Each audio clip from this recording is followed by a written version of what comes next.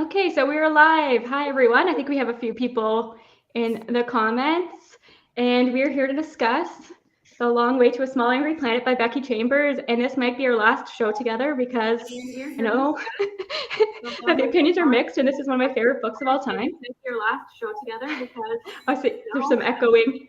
Somebody's echoing. This is one of my favorite books of all time. I know Kristen knows it's her. Somebody's echoing. No, it's still echoing, right? I know Kristen knows it's her. Is it you, Kristen? Do you have it playing in your other browser? It's still echoing. I don't have it. Oh, it was Kate. It's Kate. Oh, hi, Emma. Oh, no, Emma. I know you didn't like it. Okay. Yeah, so how do we usually do this? Do we go around and give our star rating? Yeah. Yeah, so we can start with go. that. And I know that we all still friends with read. you? Yeah, see, we're still friends. I know we all read the Monk and Robot books too, right? I have a feeling that our feelings about the Monk and Robots books are also going to be similar to our feelings about this, which will be interesting. So I'll let Maria go and give her. Well, I did love Monk and Robot. Those were like 5 and 4 stars for me, the first and the second. And I gave this one 4 stars. So yeah, it is pretty in line. I really enjoyed this one. I was expecting it to be 5 stars, and it didn't quite, like, it felt a little too vignette-y for me. They were very separate kind of plot episodes, and I wanted it to be a bit more fluid. And then I thought that she backed away from a few of the like deeper conversations that could have been more complex and nuanced. But I also think this is her debut, so I was like, I had a great time. I loved the characters. I enjoyed the plot. I wasn't bored at any point. Kate's gonna come back after she fixes her audio. I guess I'll go next then. I gave this 3.5 stars. Okay, that's better than I thought. Yeah, I mean, I wrote down 3.5 stars. I feel it's like a 3.5. It definitely didn't hit the 4-star mark. Difference, yeah. It is. Yes. So I was hoping that it would be a 4-star, honestly. And there were moments within the book, especially the first half of the book, where I thought it was going to be 4 stars and got really excited about certain things. And then I kind of was let down by certain things, I think, in this. The Monk and Robot books, both of those are just 3 stars for me. I did like this better. I didn't think it was as preachy as the Monk and Robot books. Like, I think the messaging, like the theming, was more subtly done. It was still definitely there. It definitely still had moments where I was like, yes, this is clearly like the way that Becky Chambers thinks about the world and wishes the world could be. And like, I'm happy that she found a different way to kind of incorporate it in this book. It wasn't so strong-armed. So overall, like, I mean, I don't know that I need to pick up the next book. Like, I wouldn't be opposed to picking up the next book if I had time in my schedule. Yeah, that's my thoughts. And on that, I'm gonna go grab my lunch because my husband just put it outside the door. So okay. Kristen. Yeah, I really enjoyed it. It was like the right book at the right time, perfect mood, perfect like level of intensity and coziness and just meandering kind of character building and relationship development. I do, like there's not a ton of plot, and the, dramaticness at the end is interesting, like an interesting kind of tag on. But yeah, it was exactly what I needed for when I picked it up. And I'm like right down that like cozy, low stakes kind of a mood right now. So it was absolutely perfect. I will definitely continue reading on, but it's not like a high priority series for me. Like, I'm not like, I must find out what happens. I feel like there was like a little line at the end. It's like, ooh, I wonder if something there. But yeah, I really enjoyed it. I get like there were things that Sarah brought up in her vlog when she was reading it. It was like, ooh, okay, I can see that is not, she's not going to feel, or sorry, they're not going to feel fulfilled in that component of the story. So I'm curious to chat that out a little more. But overall, I feel like it was like a solid 4. Like, yeah, I was thinking today, I was like, oh, I'm going to give it an 8. And I was like, no, I can't give it like a single number that's so easily divided into a 5-star number. They'll just destroy me. So I'll give it a 4 for all of you today. There you go. And we'll just skip over Kate. We don't need to hear it. Well, my rating's not super low. I think this is the most mixed I've been on any of our book club picks so far, to be honest. There's parts of it that I loved because it does remind me, I think I said this in the Discord, but it reminds me a lot of like Mass Effect if you took away all of the action and it's just like the conversations you have with the crew. And there's parts of that I liked, but like Sarah mentioned, I really don't like that I know exactly what Becky Chambers thinks about any specific topic because she's pretty clear about her theming. And for me, that's just not doesn't work great for me. So it was up and down for me, ended up at a 3-star. I don't foresee myself continuing just because I grew to like some of the characters by the end, but I know the other ones don't pick up with the same characters, and I feel like I'll have the same problems with the writing style. So no, we'll get into it in spoilers, but there's a specific storyline that it follows, but it's not the same. Yeah, it's not the same. So. It's the issue with I didn't know that either. That might actually make me want to read the next one more. If you know who it does follow, I think. I have a feeling who it follows. But I won't. Yeah, it's kind of spoiler. Yeah, there's like a single character that picks up with the next ones. I think for me, and a side character from this one. Yeah, it took so long for me to get attached that like going through that process again is just, I don't know. I don't hate it. It just, I don't see myself continuing. What was your rating? 3 stars. I'd love to know, people in the comments, if you read this, what star rating did you give it? What did you think? I've been avoiding it because I know people in the comments, Emma and Cassidy. I know already, so I've been avoiding. Hi, Deb. Kristen, you can't avoid this. You can't pick a book and then be disappointed when we don't all give it 5 stars. It's one of those things where I was reading it, I was like, oh yeah, okay, I know why people. I know it's not going to be for everybody because when I read it, I actually have the receipt from when I bought this in 2018, and then I read it right away, and like I loved everything about it, but I can pick it apart now in ways that I wasn't doing back then. Like I acknowledge this is not the perfect book, but it's perfect for me. Okay. Yeah. Oh, Emma. 2.75. I was not a fan. Oh, Deb loved it. I didn't know that. Yay. So who's continuing to marathon them? Yeah. I read this in 2018 and then never continued on with the series. So now, after we discuss this, I'm starting the second book tonight. So interesting. We'll see how I feel tonight. People talk about this book and then you don't hear about the sequels as much. So I don't know what that means. I'm going to pick it up earlier than I thought. It's kind of what you are all talking about, where I'm not like, there's no urgency to pick it up because it is a companion book, but because Broken by Dig's doing like that special edition set. Or no, sorry, that was a Lumen Crate, right? Whoever's doing it. Yeah, I think it's a Loom Crate. Okay, because whoever's doing it, I want to know how I feel about the second book. That's how I'm feeling too. That's fair. Before I make Kate order them for me so that I can she can ship them my way. I kind of just hear I DNF'd. I just stopped listening at some point. It's like, yeah, I don't think that's a Cassidy book. No. It's like a mood read. It's like a very particular mood. I think you have to be in. That Cass is never in, to be honest. Really get it. Yeah. Alien anthropology textbook because there was more cultural information than actual plot or character work. That's like that one in which one of the Lady Trent books was it? Where it was just like the third voyage. Her going around the third, the voyage one. It was just like this dragon type thing, this lizard thing. And I'm like, I do not care about this. We bring everything back to Lady Trent. It was formative in our group reading. Put non-spoiler up here.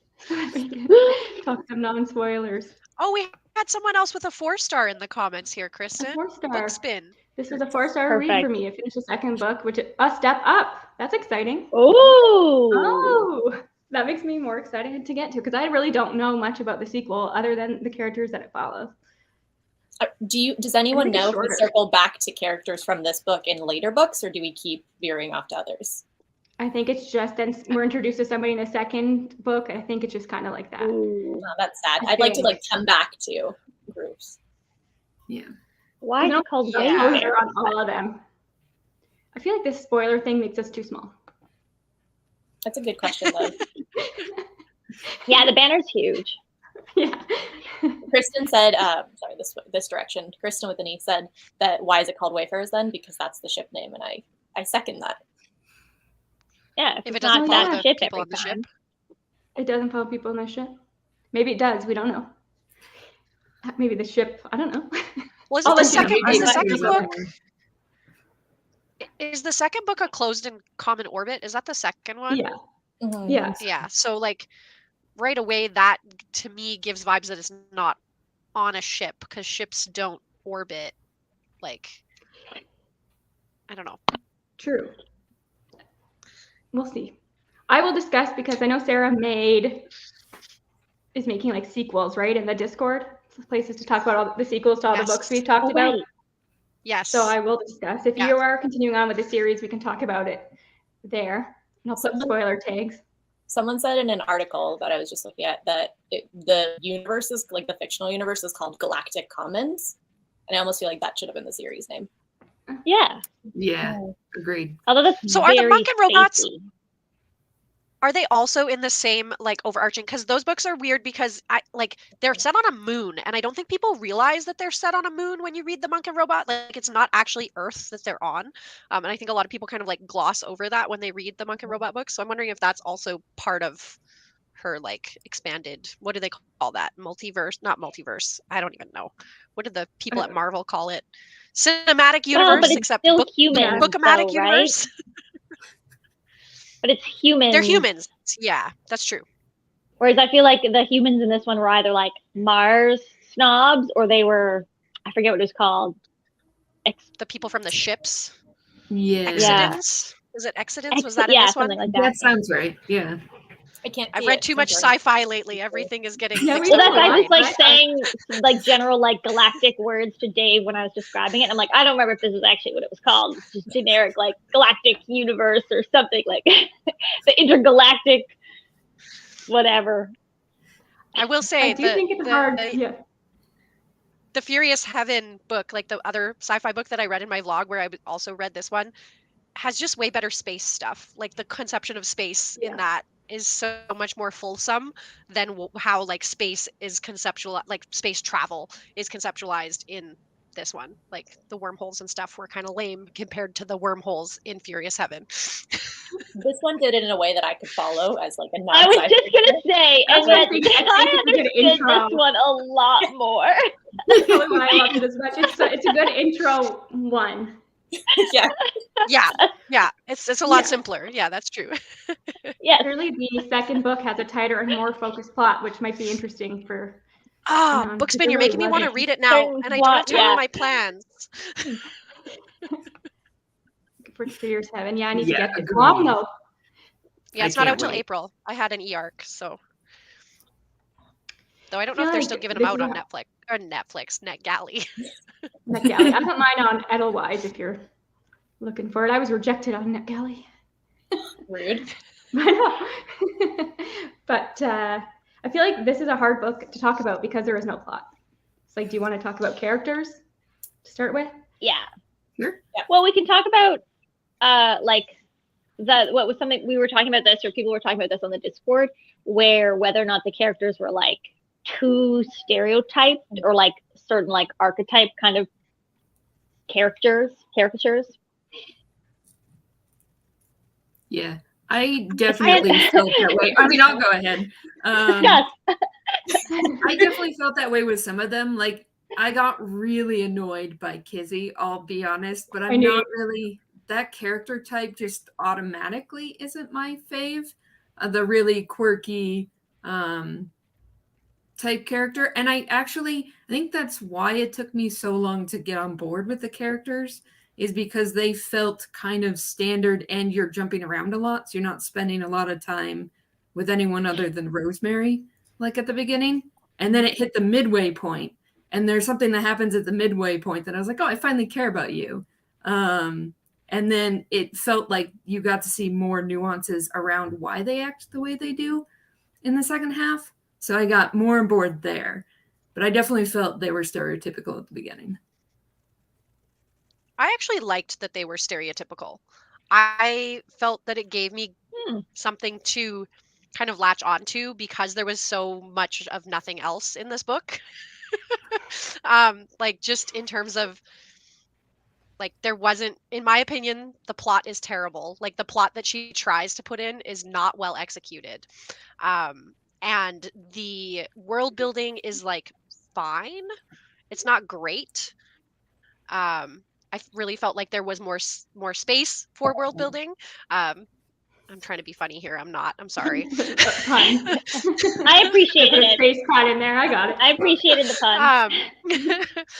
But I think that for me, there were too many characters and too many storylines, and that I would have rather it not be like each character had to have something going on, because literally every single character of the cast of characters, the people on the ship, crew members, like they all had these big things happening, and I'm like, I don't need them each to have their own story. They can interact in ways and like maybe focus on 3 or 4 out of the 8 of them or whatever it was, you know, instead of having each one, because then there were some of their stories that just did not get enough space to make sense, like where it was just like dealt with so quickly. And the other thing that I think I do not like about, and this is just Becky Chambers' writing in general, is all of her conflict is internal conflict. And there's no external conflict, or when she tries to do external conflict, it just is not very well done. She's much more focused on like Rosemary's conflict, I thought was going to be the conflict that pushed the book through, and then it all turned out to be internal conflict, and I was like, wait, what? No, I don't like that. That was the so biggest like wah, wah, kind of a response to it. I feel like this is like Emma is saying the same thing as you, Sarah, that the plot is just a series of events in their lives. It's like an episodic TV show condensed into one episode. Even the stories I liked were too short for me to really care about them. It was really episodic. It is that way. I think the episodic appreciate it. Yeah, perfect. Yeah. And that the characters were likable, but I didn't care very much about them because they had no development. I think they had development, but maybe not as far as we would want. And that is the thing where you're reading this and you're thinking, okay, we're getting a sequel with these characters to develop more, but you're not. So this is the I know, that's really disappointing to hear. Yeah. Yeah. I feel like, I don't know, I kind of like appreciated the variety that they each brought, and like there were definitely like certain like types, I will give that, but I kind of like generally appreciated that it was a mix. But I think that the like weightage of the ratio of POV chapters was really odd, like in that they didn't get equal amounts, but then they also like Corbin, was that his name? Yeah. What was the one guy that everyone hated? Like his storyline was just like bloop, you know, and it almost felt like he was just there to be like this guy until suddenly there's a thing, and but then that thing gets like so little time. I don't know. I overall I enjoyed all of the characters and each of the little bits that they brought, but then I was a little bit let down that some of them got so little time or like exploration. Like I feel like even the captain, like I guess he had like a moment at the end, but otherwise it was like, was he even there?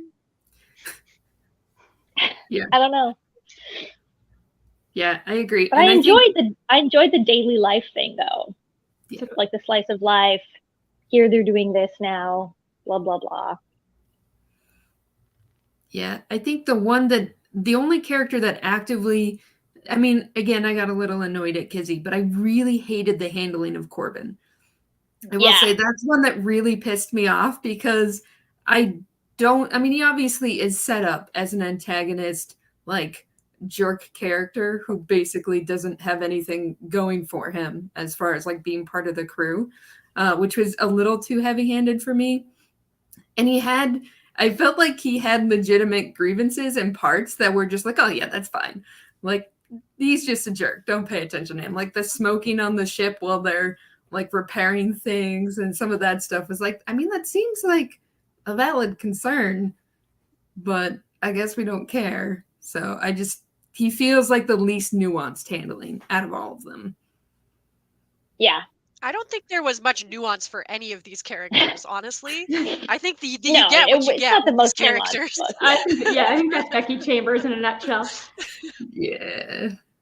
Okay, so Emma just put up that it was an interesting storyline, but that it needed an entire book. Yeah, I definitely say that about all of them, right? It was a cool reveal, cool concept, so quick. Well, the thing that I don't understand, certain choices that he makes, and you're like, I don't know how to feel about this. Yeah, no, I agree with that. I can agree with that one. But I think that's the point. You're supposed to question it. There's just not a real good setup in this book either, because you start with Rosemary and you have this very mysterious character that's like, whoa, what's going on? Like, I was very intrigued by Rosemary at the beginning because she's, like giving you very little information about what's kind of her backstory, and it seems very mysterious and everything. But then we get the setup of like, oh, they're going on this long haul journey and they're going to punch this, do this really like seemingly potentially dangerous, going into this territory where there's, I can't remember what the group of people was called that have only recently joined the whatever the the cooperative organization was. And like, I thought that that's what the story was going to be about, but it's not about that. It's literally just about these people and their own internal feelings and their own internal things on the ship. And like the baggage, their past traumas, their all of those kinds of things, which have nothing to do with the work of the ship. Like the part that's actually about punching the wormhole is so small. This is like, why did you even put that in here? Just make it slice of life. Just make it like, here are connected short stories. This should have been a series of connected short stories where it's like, we're on this ship and I'm just going to write short stories about these people who are going on this ship. We don't need that framing because it just let me down because it wasn't well done.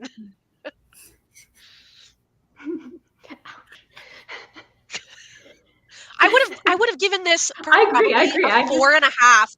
I would have given it 4.5 stars if Rosemary's mystery hadn't been a mystery, because in the end I was so let down by the reveal, and I would have and if the thing at the end with the wormhole didn't happen. Again, I'm keeping this spoiler free as much as possible. Yeah, we all know they're punching wormholes. Soon. That's there.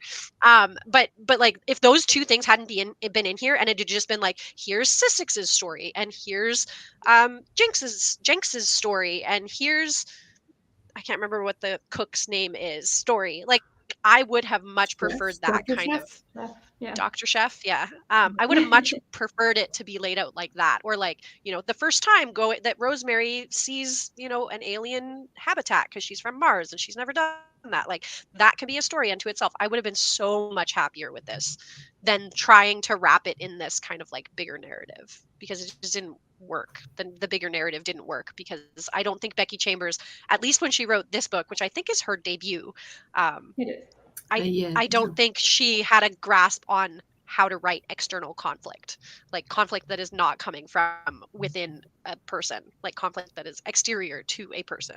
And there's no external conflict in the Monk and Robot books either. So maybe she just doesn't like writing external conflict. I will slightly disagree. Those are only 2 series. She has a novella called To Be Taught If Fortunate, and it's very different than these. It's not cozy in any way. It's like a space crew lost in space, obviously, and they can't get in contact with Earth. They don't know what's happened on Earth. So it's a bit more tense in that way. It's not cozy, it's not slow, but they do have personal relationships and stuff, but it's a bit more intense. And it's a novella. So maybe you like it more because it's shorter, so she's not trying to... Probably, yeah. You know what I mean? I did like that. It's very different. I thought it was interesting how they made such a big deal about, like, this is a really long haul. You're going to be, like, out in isolation for so long. Like, can everyone handle it? And then they, like, no one has an issue with that basically at all. It almost never comes up again. Yeah, never. It didn't feel long. Didn't feel like she didn't do the best with that. I for sure thought we were going to get, like, a couple different breakdowns at various points along the way, and it just, like, never, not related to that anyway. Like, it didn't really happen. I think Sissix had a small one. I think Sissix had a small breakdown, but it was, like, not huge or anything like that. Yeah. when they Yeah, I think it's more had like a cultural thing. when they were I think it was molting. before, about like missing family and something like that, or it was either Kizzy And or like Sissy. touch, because humans like being around humans too much. Yeah. Should we move on to spoilers? I was just going to say, circling back to what Sarah was saying about external conflict, I agree that it wasn't necessarily done well, but I do think there was an external conflict with the political setup.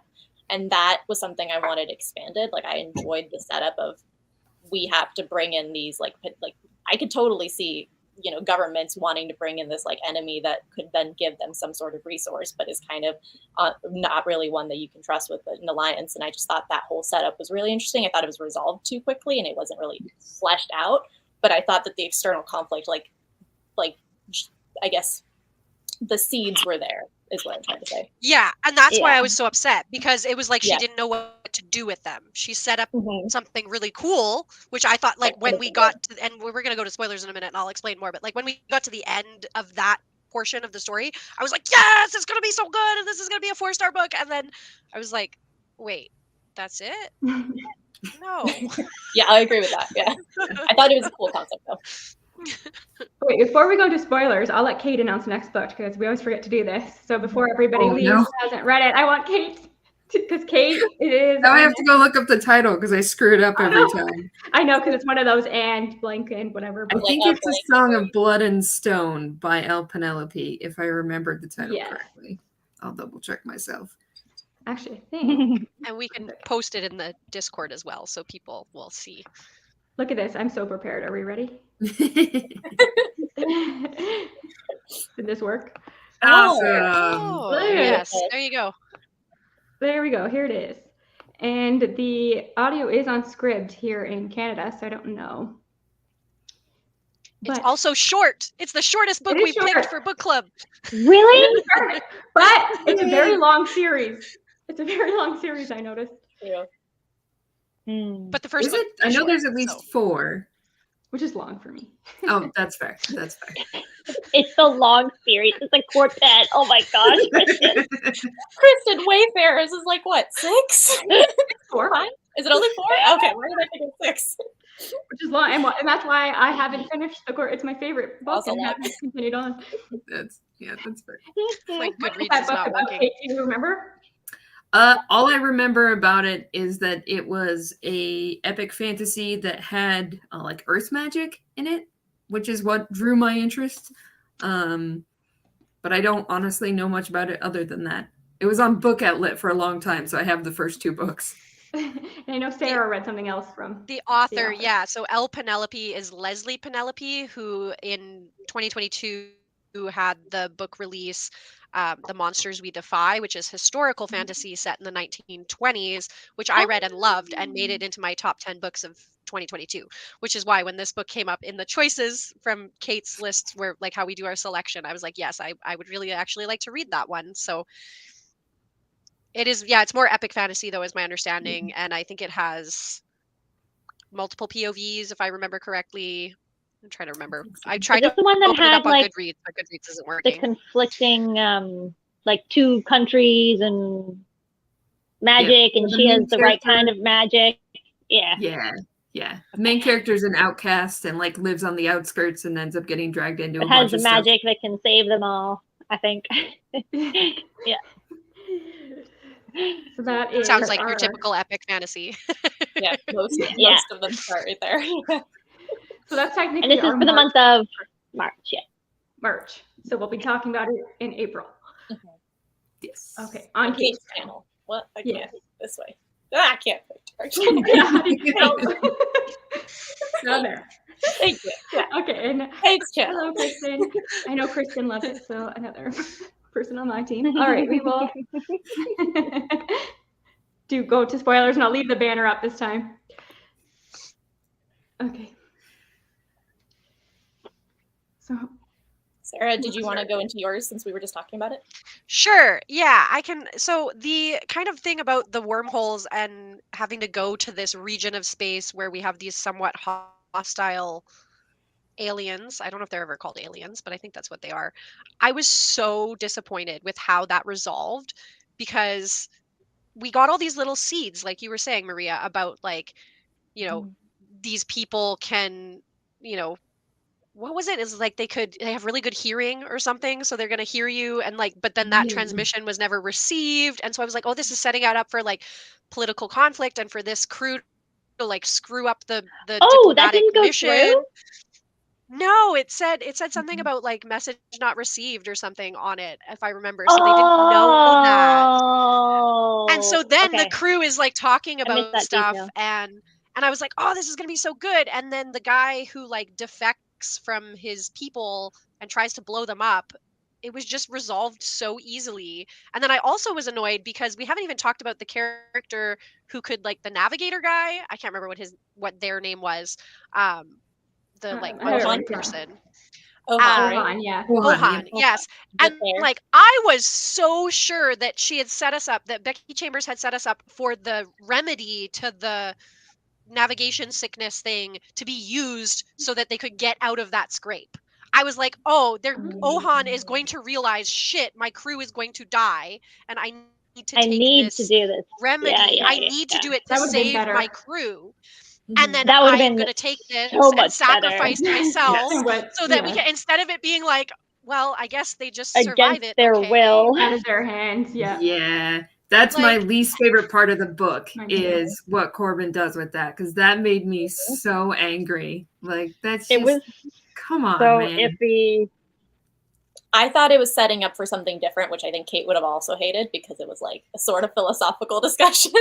But I thought it was setting up for this really cool, nuanced discussion of like, can you make the decision for someone to live or die? And what is right or wrong in that? And morally, like, is someone else allowed to decide that if they can see someone who can't necessarily think clear for themselves, but they have clearly expressed, like, they're still expressing a desire, whether or not, you know, that's something that we can then trust and give faith to. Yeah, I thought that was going to be such an interesting like dilemma. And I thought she wants to well, go and that was there, like but she sort doesn't. of the conversation that they were having. That was the conversation that like Sissix and the captain, I forget his name. They had that conversation after that.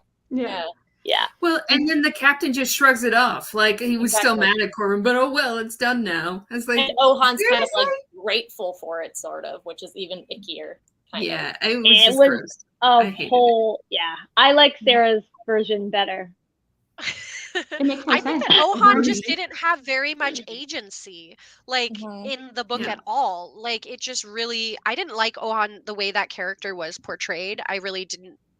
I didn't understand how it sort of fit into the thinking that, you know, Becky Chambers is kind of trying to espouse.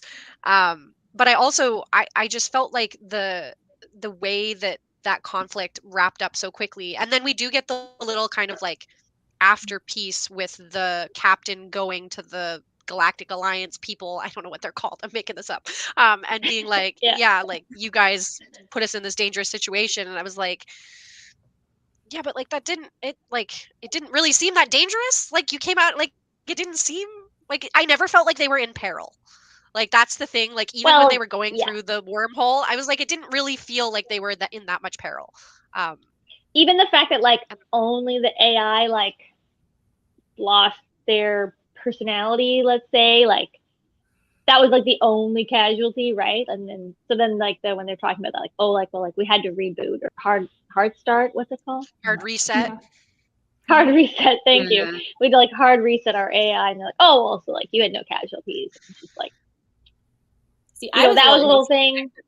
Like, I thought, even though I don't necessarily personally like think that maybe an AI is on the same level as like losing an actual, I don't know, living being, but I thought that the crew's reaction and the loss to them felt so personal and true that the kind of journey we went on with that, like, to me, even though it didn't feel like a giant peril, it did feel like they kind of arrived at a place that was like minefield, and they ended up being the one to step on the landmine that erupted, and they got like resolved, but it could have been anything. And I liked that the government kind of had set it up in a very greedy way because of that. So I liked concepts of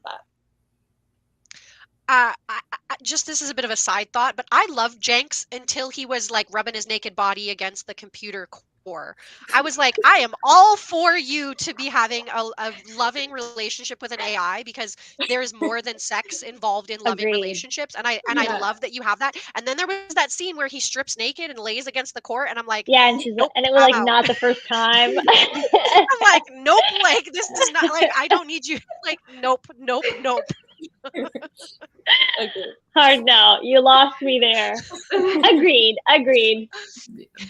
And you know what? We didn't necessarily need that particular scene. Like it No, didn't at all. really add anything except for that it made it like more Weird. sexual than that Than it needed to be, I think. Well, and I think And that maybe that's brings in like biased his on whole me and anti AI. I don't know. Well, Jenks' whole thing about giving her a body, and like, I mean, that up until that point, I had thought like, oh, this is like he wants to have more of that like ability to connect human to human, even though she's not human. But then it made it feel icky because I was like, well, is this actually just about sex? Is it a Because sex thing? No. do you want her to have No, a but- body so you can have sex with her? Like that was what made me feel really icky about the whole thing at the end. And just like I'm glad Yeah. he didn't go through with it to get her a body. I Like that felt was weird about the body thing because it was like not like the like Oh, we're is losing you, the ship Kristen. software? Oh shit. no, you're good now. You're back now. Am I still lost? Okay. Well, just that like it like the captain / like the ship owned the software. Like he's just kind of screwing them over. He's gonna like steal the software and put it in a form that can't be used by the ship and the crew. Like so they have to replace it. I thought that was like a weird line. But I know his whole thing would have been like, oh, It's a person. it deserves to have her choice. Yeah, I don't know. Here's one thing I will say. Oh, sorry, go ahead, Maria. No, you can go. I was just gonna say, I don't know if anybody has played around with Chat GPT, the AI online that exists now that you can like go and Hard ask no. it to do things. And I have found myself being very polite to Chat GPT when I don't need to be after reading this book because the way that Jenks is like always treating the AI is good. So I always ask him like, Chat GPT, can you please do this for me? Instead of just typing in like, write me 5 titles for YouTube. I'm like, Chat GPT, could you please suggest 5 titles for my YouTube video? That's what I do with I actually do that with Alexa. That's the best takeaway from this book. Right? I always say, please, Alexa, will you do this? Yeah. Because I actually read a book. What's it called now? It's by Kimi Don Bowman, and it's about like a Siri kind of character getting revenge on humans. So that since then, I've been like, please, Ooh. sorry about that. I'm not so rude when she's not listening to me. Don't kill me yet. Oh, this makes me think of Clara in the Sun. How depressing that was. I love that book. Oh. I think I I was just going like to say- the conversation of AI for some reason. Yeah, and the whole I can't remember what thread I'm now building off of, but I was let down by the Levy thing partly as well because I feel like it was one of those, again, nuanced things that got dropped. I thought it was leading up to this conversation of like, is a person without their memories still the same person? Like, are they, like, is that if someone has amnesia, does that mean that you like drop them and walk away from them? Like, what makes a person if we are looking at an AI as someone more than just software? Is it a set I of think that's experience? book 2. Yeah, Right? I Is think your that'll get personality. into it. Oh, Okay, yeah. that's That'll probably be book 2. We're Yeah. following. And I wanted that with Loving. James That's in the route book that too. we're I going. wanted- Yeah. Yeah, because Yeah, Jenks totally. just automatically is like Lovey's dead. Nope. Yeah. Even though Lovey is still there, or Right. Lovelace or whatever, right? But Lovelace just doesn't have the same That's true. memories. If there was a So this human idea- and she like had Would you just memory drop them? loss. Yeah. Oh, that's I really thought that was interesting. going to be more interesting. But like that's Ooh, I enough wonder if storylines Lovelace right will, there. like, Then have why do we that- have to have all the other stuff? Mm-hmm. Yeah, Yeah. there was a lot going on. Yeah. Exactly. It had like we keep going back to like it had several like ideas that could have been really good if it like taken, but it was trying to do too We many. haven't even talked about cloning yet. Oh, well, yeah. that and the Rosemary thing too. Yeah. That cloning storyline was just too fast. I feel really bad for Corbin. I don't know, but it's like Then two, not so like much. 1.5 chapters, and then he does the thing that he does. Yep. some sense of like these people that I should care about want you to, yeah, I don't know. Man, that was just a nightmare. I don't know. Thoughts on cloning? I just the it dad's wasn't enough story space was to talk about really cloning. sad. Cloning needs like Yeah. The dad's story was sad though, like that whole thing. Just put everything in there if you think about like the cloning, the AI, all the conversations that you would talk about in sci-fi AI. ethics that you would put in. Well, and then I also even like the story about with them. What were you gonna say, Sarah? I was just gonna say, like, yeah, there were too many sci-fi ideas. Like, it felt like she wanted to put every sci-fi idea out there. We had AI, we had alien, making government different, whatever that's called, like nation building. And we had the cloning. We had the war destroying a culture with like Dr. Chef. That was his name, right? Like how they literally Dr. destroyed Chef. their own culture. I actually like Dr. Chef, was one of my favorites.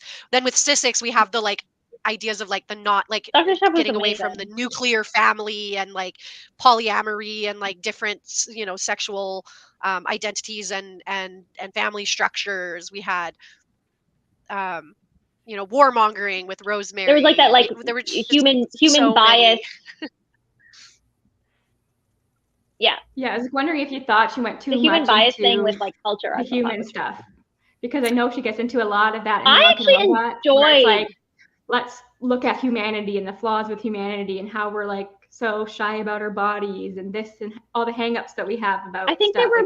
I think there were moments when it was like a little bit heavy-handed, but overall, I appreciated the conversations that were had. I was like, oh yes, that's interesting. Or like, I liked the viewing of that. It was like relatable in the sense of that you could even do that within, our existence with like comparing cultures and that kind of thing. And just knowing like, just because it's like your own biases and stuff like that. And I like that she expanded that into this like interspecies kind of cultural comparison. And human bias kind of thing about like what was attractive. I thought it was funny that like one race, everyone was like, oh, that race is just like undeniably attractive to everyone. And Corbin was like, I thought that was such a funny moment. I liked the humanity discussion. I wish she had been there was some like heavy stuff. With it. Yeah. Sorry? I don't like that. I like that she brought it up, but I felt like she relied too heavily on like humans need to learn to deal with everything. And then there were parts with Syssix where I was like, so it's only humans that have to learn, right? Like you don't have to learn to coexist at all. Like she had some commentary towards the end where I don't know if she was just getting tired of people. And so she was being cranky about it, but it kind of drove me nuts that she didn't extend the same courtesy to anybody else. Like they needed to understand her. So, but wasn't she doing that all the time? Like on this ship, she's always around humans, so she's having to. She's always like holding herself back from how she would act otherwise. Touching them all the time. Yeah. And she does get cranky. I get that, but like, I feel like she was putting up with people, but she wasn't making an attempt to understand them. She was just putting up with the things she doesn't like because and just being like, oh, humans, silly humans. That's kind of the way it felt to me, but I remember in the Discord, I had said I got to page 76 before there was something like political or like, like her agenda coming through. And I was like, that's a record because in Monk and Robot, it's like very preachy right from the get-go in the first it wasn't book. as heavy-handed. But it definitely, there were lots of things. I really appreciated the representation of little people with Jenks as a character and like the discussion around genetic engineering and like, because there's in our, current Western culture, she really did put disability everything is viewed as lesser than. So like I think there were some parts, and like we all have our own biases and our own things that maybe we believe or don't believe and disagree with or whatever. So but there was just too much, too many characters, too many storylines. Or like the I forget what they were called, but it was the people who like lived on the land and were like hunter-gatherer scavengers kind of, but then they're like later. Earthers or something, but then later on it's like I they're don't know if making that's a what they're making a comment. Yeah, I'd buy it. Sounds right. But then someone, I think it was like Sissix and someone else making a comment about like these humans on like living and eating like protected wildlife that's trying to be regrown. And you're like, yeah, that's a good point too. It was because originally it was presented from this like, you know, that they were like out there, but that they were like, you know, no technology and blah blah blah. And then on the other hand, and they were like using the very, very few resources that are left and trying to be reestablished. That was interesting. I also thought it was She funny didn't that do we got much. the like gun commentary about, you know, gun control, weapons. There was just so Really didn't want- much. There was too much. Yeah. I don't know, it worked for me, but I get it. Like, it's definitely one where I was reading, I was like, oh yeah, no, it's not going to be a 5-star across the board. I was And going I- to say that, like, as someone new to sci-fi and not sure yet what I like in sci-fi, I actually feel like it was kind of fun to have all these different races and different cultures and like the concepts she had thought up of like how they're different and how they're trying to work together in a very like, it almost reminded me of like that kind of anthropology-esque tone that Lady Trim was trying to do but didn't do successfully. I liked that kind of being introduced to cultures, and that like for me rooted me in the story much more than in Unconquerable Sun, where I felt like the sci-fi was a bit more science-based, which I'm sure it's meant to be, but like it felt more like stuff that I didn't really know how to wrap my head around, whereas this felt much more easy to follow. And I liked that it was kind of like, I think Kristen, you had asked if we liked the humanity aspect of it. I feel like that fact that it was rooted in the humanity was what made it work for me. Yeah. I'm curious if you'll continue on with different sci-fi. Like you have to find your sci-fi. I don't know if it'll ever be for me, to be honest, because I just don't like it as a setting. But yeah, I think that like this is more in line with what I could like. If it's like cultural, political discussions rather than like really sci-fi science world building, which I know is what most people probably want from it. So maybe I like low sci-fi. I don't know. Have you tried Anne McCaffrey yet? She's got dragons in space, and I know you love dragons. No, but Emma's recommended her, and so I'm hopefully at some point. There is some stuff in that series that has not aged well. Oh, I've never read it, so just heads up. I read it like as a child, and I don't remember these things, but I've seen reviews, and I'm like, oh yeah, that's bad. Is that the series Kate that you were saying doesn't super age well as well? What's that? I think Kate was also had in a review you said it didn't age well. Was that the one? Yeah, I loved that series as a teen, but McCaffrey, the way she writes about like men and women in relationships and like the way they interact is like clearly problematic, like as far as very controlling guys. And so you have to go in knowing, I mean, it was written in what, like the 80s?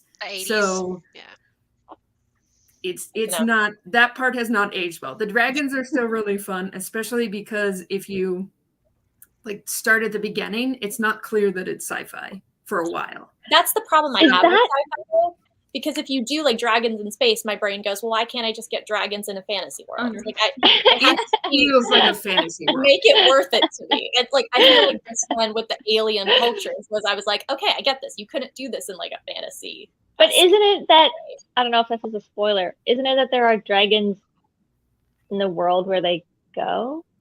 So yeah, it's like an alien planet. I don't know if I don't want to spoil anything for folks. So I guess if you haven't read it and you care. I read this as like super young. But you find out like midway through the series that essentially they colonized this planet and there were like little flying lizards and they basically engineered them to dragons. Interesting. So that's where the science doesn't come in until that. Which I think that we was lost Emma in the comments. Yeah. I know what series about you. And McCaffrey. And whether or not that was it the series sci-fi for me. Yes. I think so I've read the first book, and if I'm remembering correctly, I like picked up the second book and it was like 1,000 years later, and I was like, what? And just like put it down, horrified, never continued on. I don't think that one does. I think it picks up pretty close, but there is one that like maybe goes it's a couple. Maybe. I don't remember. There was something to do with like a generational thing, and it was like not the same characters, and it was like eons of like time away, and I was just like, hard no. I was devastated. That was like the first time a generational series ever got me.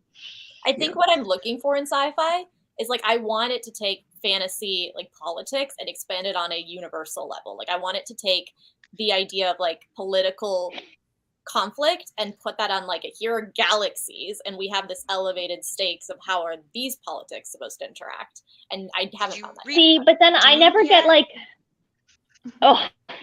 what have I read? Dune? Have you read Dune? No, but I've been told it's like a hard one to get into.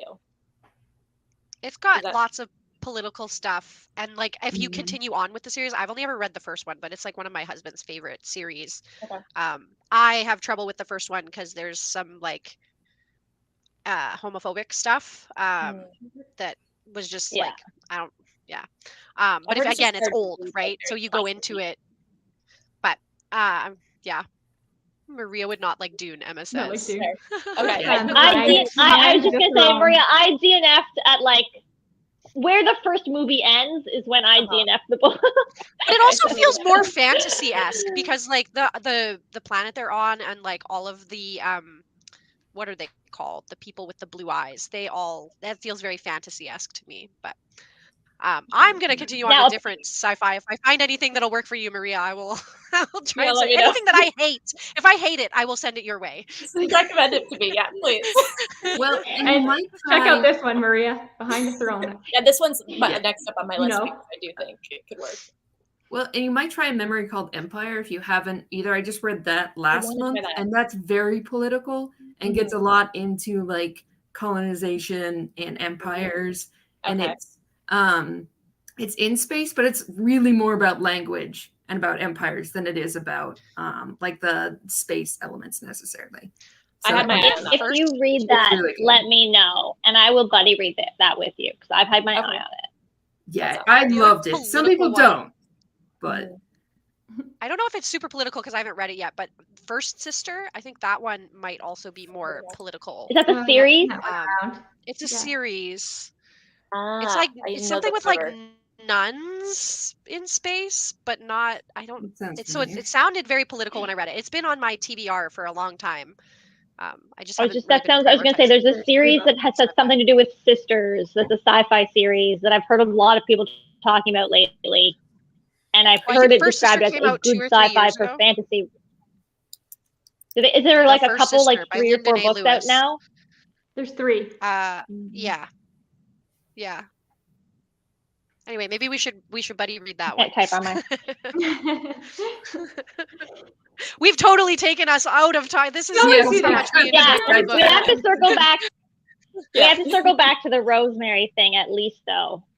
It's like she didn't want to put like actual conflict on the page, other than between Sissix and Corbin.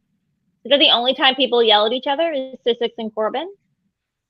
Ashby yells at Corbin for the Ohan thing, but other than that, not really. Yeah. Did he yell at him? I just think that he's on page though. Sternly. He scolds him. He scolded him. Yeah, he was very angry. It was not much. We have that Rosemary reveal. She was so boring. I was like, really? This is a you problem, not a universe problem. I was like, I thought that someone was hunting you down and the bounty hunters were going to show up and drag you back out, and be like, you can't be here. You got to go to jail because your dad's an evil man. And instead it was just like, I don't know what to do. My daddy's a horrible human. And that makes me feel like I'm a horrible human too. And I'm just like, no, you not the sins of your father. Like, they're not your sins. Like, what the? I was very disappointed with Rosemary. Yeah, I'm gonna take a bite out of my sandwich now. The intro made it so dramatic that it did seem, but then it wasn't okay. So I didn't catch it the first time that there was like that like news report. It was mentioned about this guy, and I somehow missed it that time because I was like keeping an eye out, like, ooh, there's something's gonna be going on with Mars, and that's gonna have to do with that. There's gonna be some scandal. I somehow missed it the first time, but the second time that it was in the news thing, I was like, oh, 100%, that guy's her dad. But then I still thought it would at least create some drama and conflict between, like, amongst the crew members. And you get, like, her telling Jenks, and he's just like, oh, yeah, I'm sorry that you like lied. Like that's unfortunate, but like, oh well. And then you turn the page, and it's like a while later, and like it turns out like Ashby was really mad at her for lying and yelled at her, but like you don't actually get to see that on page, and I don't know. She gets off too easily. Yeah, and it's not even like something big to get off for. Yeah. No. Well, it's not like it impacts their broader mission of going to do this. Like if it were something like, oh shit, well now you can't be part of this crew and you've endangered the whole crew, and like, but even when that your happened papers with are Corbin, false, where it's you're like Or even with trust. Corbin, when that happened, they were just like, whatever, we're gonna go rescue him. He spent 3 days in a shithole being beat up, and yeah, he's gonna come back and it's gonna be all fine. I was like, yeah. external conflict is not Becky Chambers' forte. No, but I kind of like that. It was just Is quiet. it ever explained I like why the most Sissix and Corbin hate each other? I think different personality types. Yeah.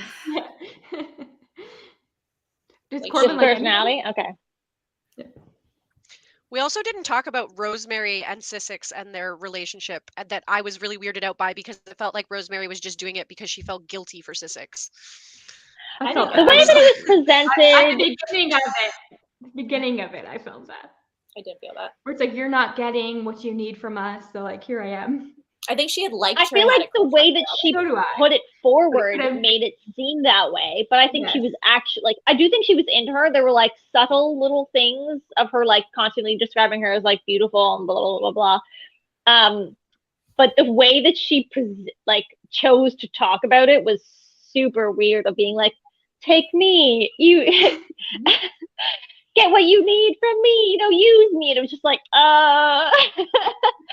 Yeah. That's the thing. Even the relationships that were like, in this. Sorry, go ahead, Maria. No, you might even be saying the same thing. I wanted to say like I wanted more relationship like conflict. I don't know if that's where you were going with what you were saying. Well, I was just gonna say, yeah, the relationships that existed between the crew members just didn't always feel authentic or like fleshed out. Like they just didn't feel real in a way. Like it didn't feel if like you they lived were with someone in these close quarters. 24/7. Yeah. Yes, Yeah. exactly. It didn't feel like they were actually living close quarters for that long of a period to have the minimal amount of conflict that is actually on page. All you have to do is watch any season of Below Deck to know that 6 weeks is the max. Live in a house with anyone for any amount of time. Yeah. I mean, we've all been through the pandemic now. We all got stuck inside, you know, some of us with other people. And I mean, even it doesn't even take 24 hours with someone. And that's what these people have, like, right, in this book is they're supposed to be spending 24 hours. And it's just like, they're all way too nice. Like, that's part of it too. I liked Kizzy and Jinx though. I liked their friendship. Felt very they had a really cute and the part where he like worries for her when she's disarming the bombs, like that felt very realistic. And there were a lot of moments with where I was like, this feels real. Well, I think this is probably like one of my first found families. So I think that's where my like attack. But when I'm reading it, I'm like, the found family's not as strong as in a lot the found family thing is interesting when it's a setup like it is in this case, and similar, like also like Bloody Rose, if you've read that book, where it's like the core group is actually already established together, and like one person joins that you're like from their perspective, and so it's like that's the new found family, but otherwise the group is like already sort of together. I guess it'd be the same as the House of the Cerulean Sea, where it's like actually it was like already a found family and just like one new person is joining in. But Loch Lamora does that too, right? I haven't read it yet, but like you have the people are already a found family, but you kind of, I'm sure it's treated differently. There's no new person in Loch Lamora. They're just a family that's a non-traditional family. They're a family that was put together. Yeah. So, but you get flashbacks, so you get to see Locke as a kid. That's true. You get to see joining, but it's in the past. So, but I've heard I was just going to say negative reviews. The few negative reviews I've heard of Loch Lamora were commenting on kind of that, where they like wished the found family kind of got together. So I think maybe that's a common like thread where people want to see it come together rather than how it forms. Yeah. Well, and in the second book, in Red Seas Under Red Skies, there's more of that because there's different characters. Like you to have buy a different, into it, I guess you need to, like, different group in the second book. But I was going to say, anybody who has family or a big family or a big found family in real life, like you always love your family, but you don't always like them. And I didn't think that there was enough of that in this book, of those moments. Like, I mean, I have 3 sisters. I grew up in a house where like we didn't have enough space, like we all shared one bathroom, and like I love my sisters. Did I always like them? Do I always like them now, even as adults where we all have our own houses? Like, no, we have conflict. And that conflict, like, yes, we get it resolved, but there just wasn't enough. Like, even I know someone in the comments, I can't remember how far back it was, about like not getting the gun thing, but that was something that like I actually really liked when they went to that planet to get better shields or whatever it was, and they like met the 2 guys with the teenage girl on the planet and like Jenks's friends or whatever. And I thought that was really cool, but I wanted more conflict about the no guns thing, because clearly some of them after the pirate attack were like very traumatized and were like, I need to protect myself. And like having a gun or weapon of some kind can protect myself.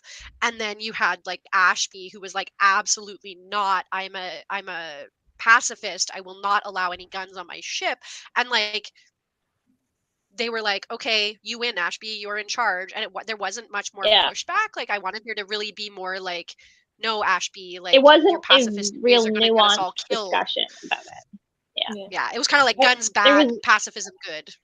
I want to ask like a more, not quite on the guns, but like, do you think that's a cozy fantasy thing? Do you think the lack of conflict is part of like the genre, the subgenre itself?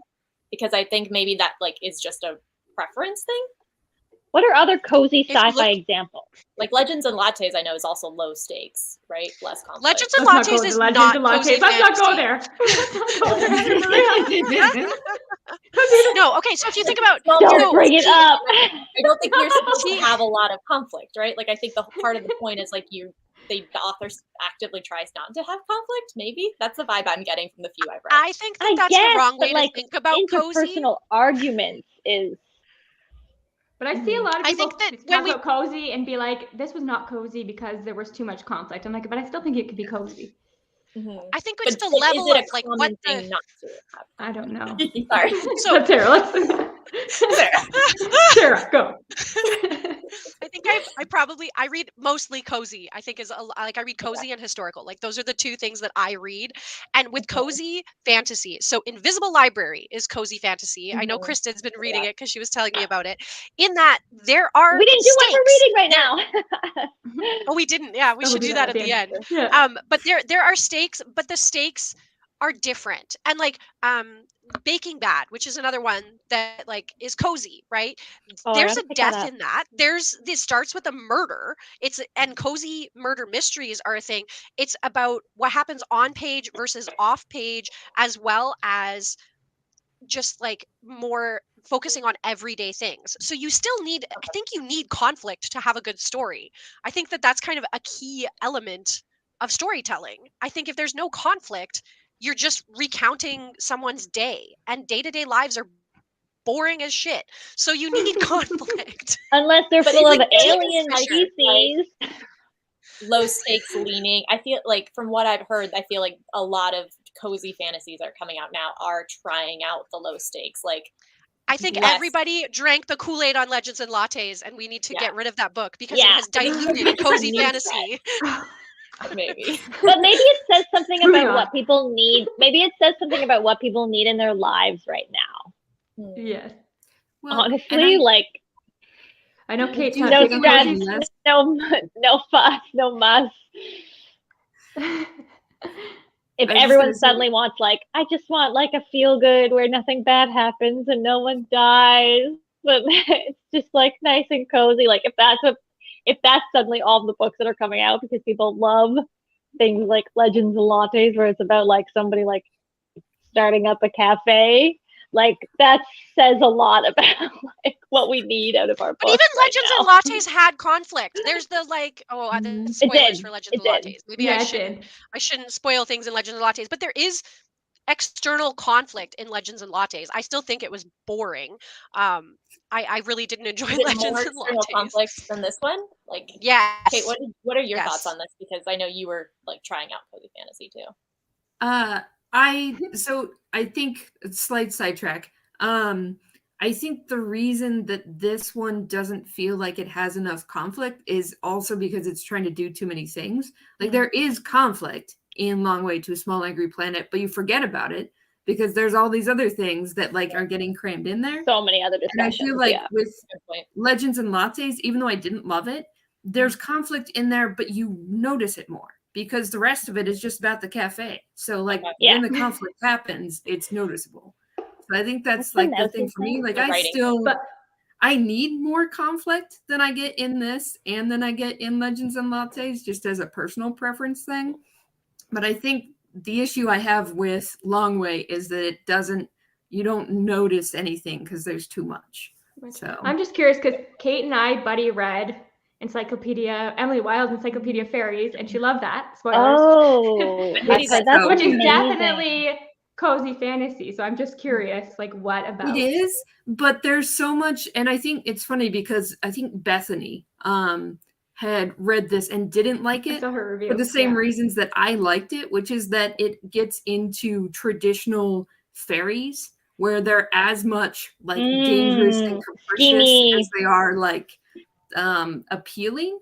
So having that darkness in there made the cozy parts more fun for me because you have light and dark. So you need to balance it out. One thing. And I don't think Bethany liked Nettle and Bone for that same reason because so I think it's like a.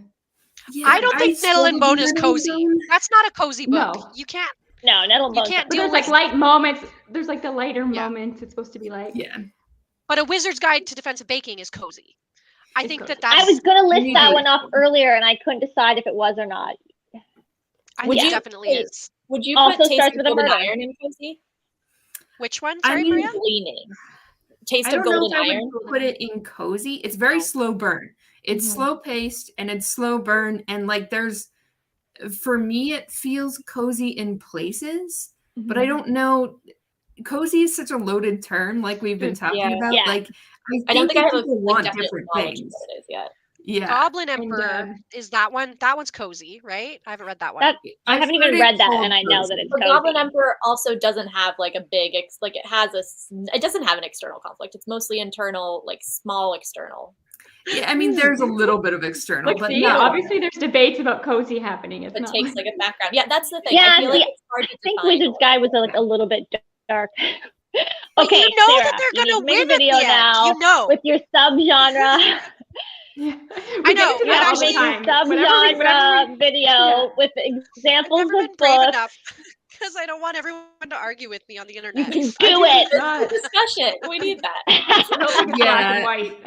Maybe that's our topic. This is how I define these terms. Yeah. We should do a discussion. You could even get you could even get people to contribute. You could even get people to contribute like one book that they now so-and-so from this channel thinks that an example of a cozy fantasy or an example of a blank sci-fi subgenre. Emma in the comments needs to give us a definition of cozy because all the things that are being listed right now are things that I would say are cozy in my definition of cozy. But I think for me, cozy has as much to do with things like how you feel when you read it as it does with like actually what's going on. And obviously that's going to be very subjective because everybody's going to respond to a book differently. Like I would love to live in the world of A Wizard's Guide to Defensive Baking. Like I would go live in that world in a heartbeat. Oh, that's that's cozy. I think I was equating it more to internal conflict in that sense of like almost coziness where like the outside world is less involved. Also the vibes and atmosphere, obviously. But I think like, for me, when I was thinking Taste of Golden Iron, I was thinking like the kind of internal relationship conflict. That's what I was thinking of as cozy sort of. For me, it's more like vibes. This is how I feel. And atmosphere and like honestly probably more slice of life. Interesting. Cozy is a vibe, not a plot. Agreed. Well, and it's interesting. So then it's going to be personal. Too. Yeah, I like food description. That's what makes something cozy to me. You know. I'm going to ask ChatGPT. Let's ask ChatGPT what cozy is. No. AI. I don't even know what that is. This is new to me. What a good segue. Let's ask the AI. Should I be polite to the AI computer thing? Yes. Yes. Come back for for AI overlord. Define cozy fantasy. Did they speak out loud? No, but I will read it to you. Cozy fantasy is a subgenre of fantasy literature that is characterized by a focus on small-scale, intimate, and often homely settings, as opposed to grand epic adventures. It often features themes of community, comfort, and everyday magic, and is often set in a small village, a homely cottage, or a similar type of location. The stories often revolve around characters who live in close-knit communities and rely on each other for support and companionship, and the focus is often on character development and relationships rather than on action and adventure. The atmosphere in cozy fantasy is generally warm, comforting, and safe, and the stories often have a lighthearted, whimsical tone. That's So my ChatGPT's is that collective definition. Yeah. So maybe like but I think that you can have the character development and relationships doesn't mean no conflict, though. It just means what the conflict is about is not about like two kingdoms coming against each other. It's about people not being able to live on a ship for a year without getting at each other's throats. I was going to say, and that's the issue, is that there was not enough interpersonal conflict for how long they were on that ship together. Yes, I agree with that. Yes. In case people don't know, ChatGPT that's a very specific is an AI conversation. How it works is it aggregates data. So it's been fed a bunch of information, and when you ask it a question, it digs through, using probably proprietary algorithms, all of the data that it's been fed, and it spits out an answer. So it's good at giving you sort of like the median answer. So like it took all of the different definitions of cozy fantasy that it's been given, and it has given us the middle definition of that. That's not a definitive definition, I will just say that, but it is fun to play with ChatGPT if you haven't played with it before. Use that in a video somehow. Can it give you book recommendations? It can, but it doesn't have any information newer than like 2020 or something. So it like isn't very good at recommending new books, and it's confused about because it's not live on the internet. It doesn't have direct access to the internet. It's been fed data sets, so it can't like. You can't ask it about like 2022 releases. It'll be like, I'm sorry, I am not connected to the internet. And I'm like, thank goodness you're not connected to the internet because we have enough crazy robots out there. Yeah. Yep. AI freaks me out big time. Please tell me you don't have an Alexa if you're worried about AI. No. Okay, neither do I. No. Hard no. Hard no. My phone just listens to me. ChatGPT is all just text, so you have to type it in. Is that the one that there was a big drama about, like the graphic designers and artists and stuff? No, I think that was a different one. That was a different that's something? for art. Okay. That's AI generated art. Book covers and stuff. Yeah. But ChatGPT, a lot of universities have been worried because you can ask it to write your university paper. And it'll write a paper for you. You can ask it to write you a script for a YouTube video. If you have an idea for a YouTube video, you could be like, ChatGPT, can you please write me a script for a 10-minute YouTube video about the long way to a small angry planet? Is questionable. You can put in, depending on what you put in, because you could be like in a conversational tone, in an academic tone.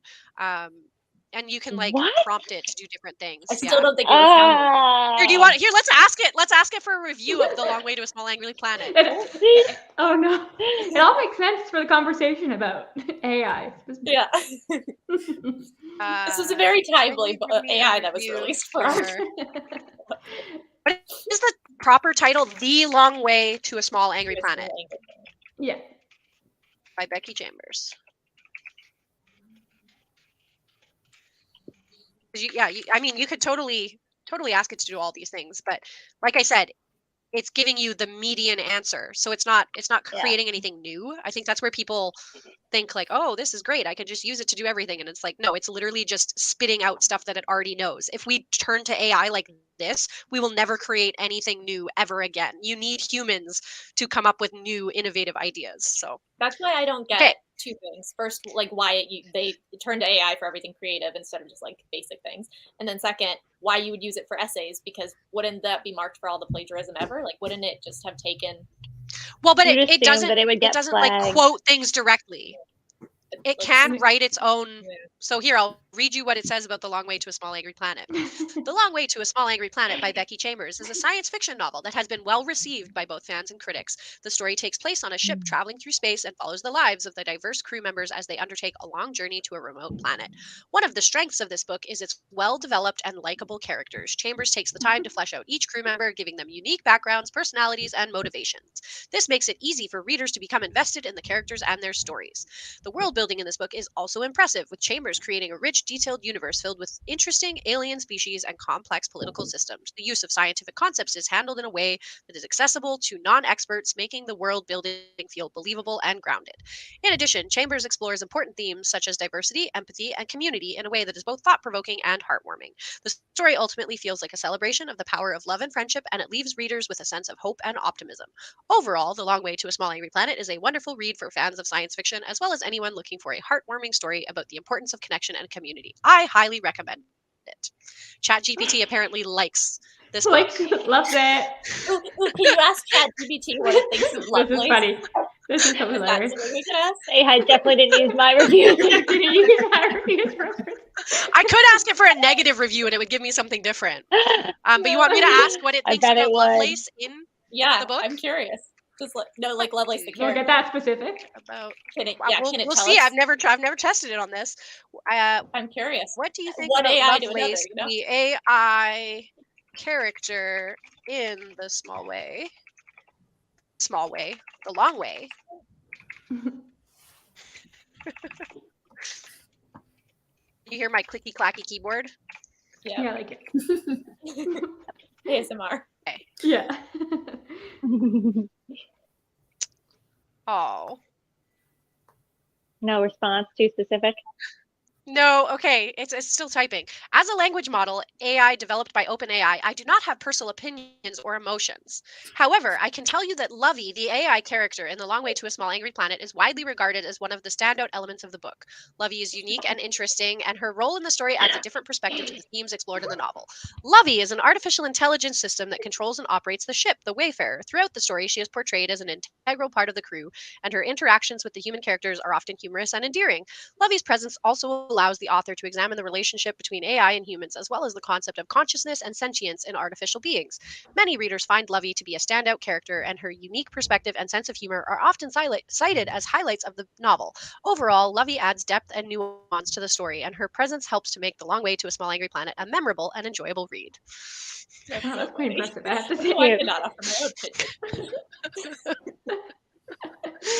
All right, so where did we end up? Who's continuing on and who's not? Kristen is. I'm continuing on tonight. Kate's a hard no. I'm a maybe. I think I might let them read the second book and then tell me if the plot is sufficient. If it's more plot, it's more. Yeah, I think I'm a maybe now too. If it's not the same characters, it's like a baby then. It's Lovey, I think, right? Yeah, I'm assuming it's Lovey and the friend from that planet, right? Yeah. But they yeah. I would have probably waited a year to pick up the next one, so I'm glad I'm like being forced to earlier. And if the next one doesn't hit for me, I might not continue on. Like just because I feel like I don't know if I need more than this one book if they're separate stories. Yeah. Yeah. It's not like you need to know the ending because they're all. Yeah, like I like these characters. I don't know how I'll feel about the next one. So it's like Kate said, having to like work to feel attached to characters every time. That's why I don't like companion books in general. Like it's the effort every time. Yeah. Yeah. I feel like companion books really only make sense in romance. And then like maybe as like a companion novella offshoot to like explore a concept or a character or something. But a full companion series is like even any other final struggle. It's a struggle. Yeah.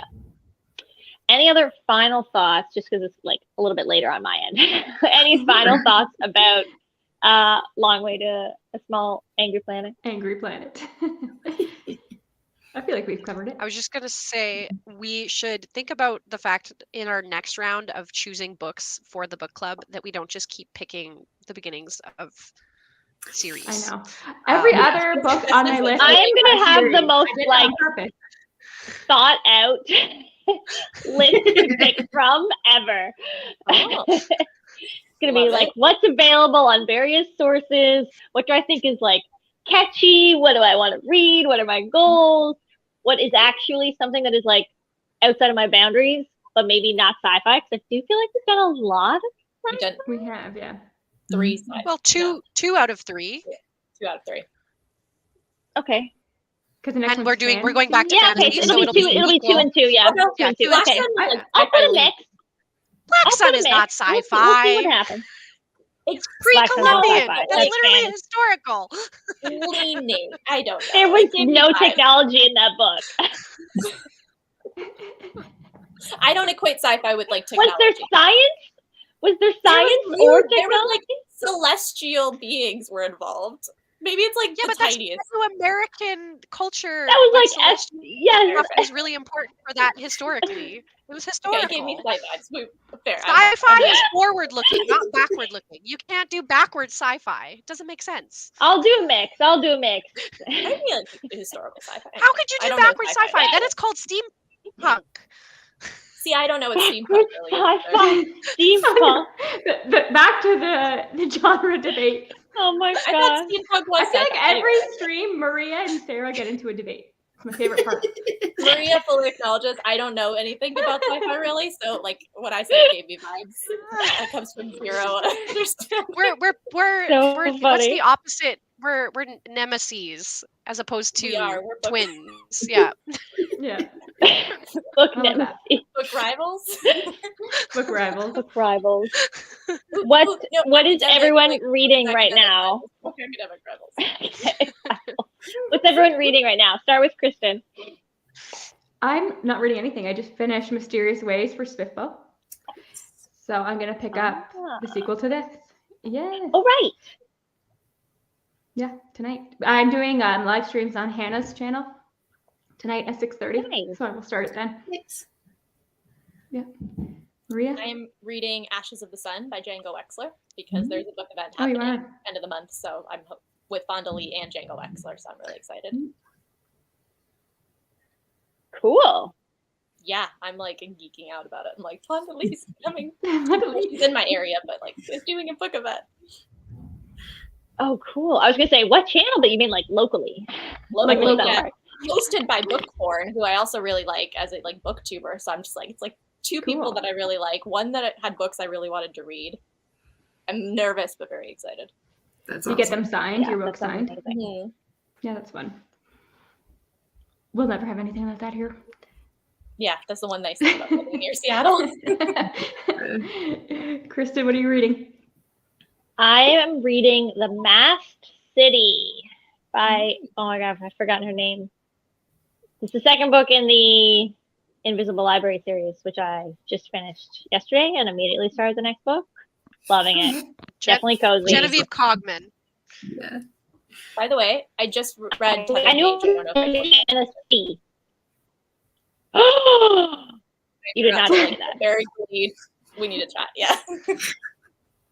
Yes, I am very curious. Super underrated series.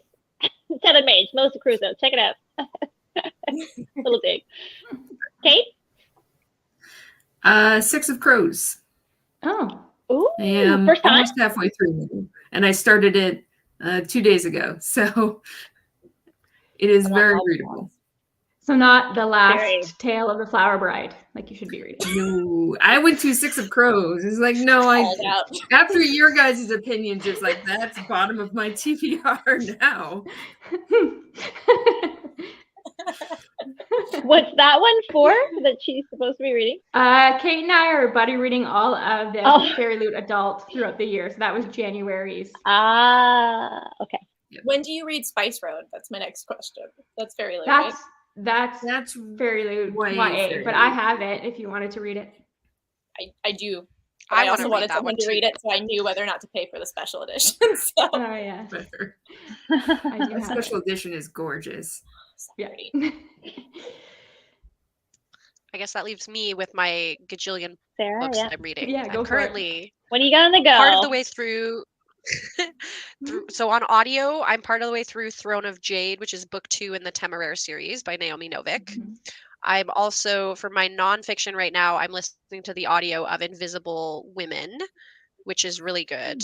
And then I was reading The Magician's Daughter, which I have as an e-arc, because that comes out later this month. But then I paused that because this weekend I'm doing a vlog for Immortality, a love story, which I'm hoping to get out on Valentine's Day. I'm hoping to do it as like a Valentine's Day vlog, but things have kind of gotten a little bit out of hand, so it might go up after Valentine's Day because I haven't had time to do the editing. I didn't get a video up last week at all because I didn't have time to edit, and I don't have anything edited for this week either. I'm thinking of starting shorts so that I can at least get like things up on my channel. Ow! Just hit my elbow. Yeah, because I've been having trouble with finding time to edit, but there's that. Yeah. So that's what I'm reading right now.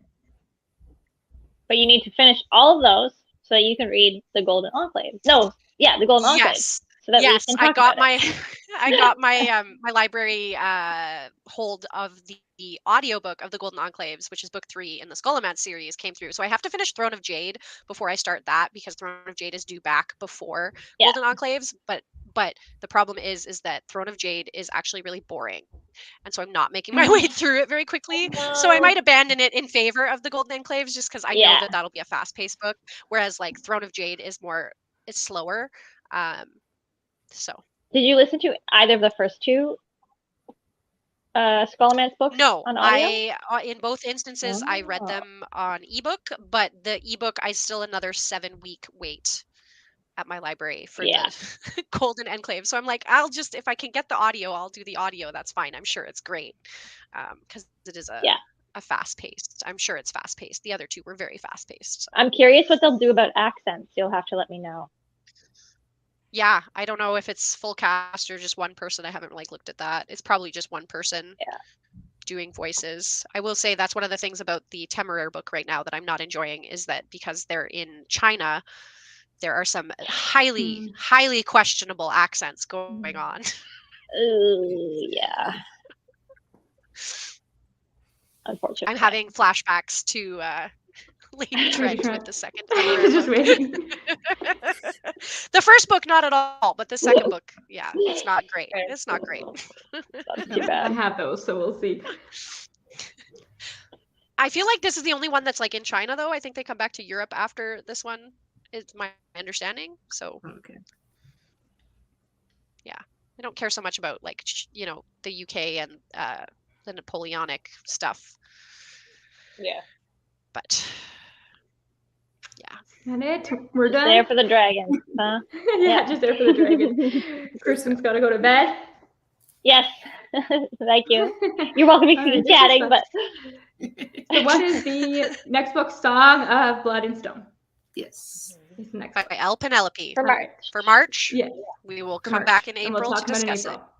On Kate's and channel. Maybe keep your eye peeled on my channel for a discussion about cozy fantasy because I think we need to delve deeper into that. I think we need to chat. Yeah. We always want to do more live streams, but Sarah needs to be our organizer, or it's not going to happen. So we put all the pressure on Sarah to come up with the ideas, and then we do it. So that's just the way it is. So always look out for Sarah's channel. All right. Bye, everyone. Hope you enjoyed it. Thanks for coming, everyone.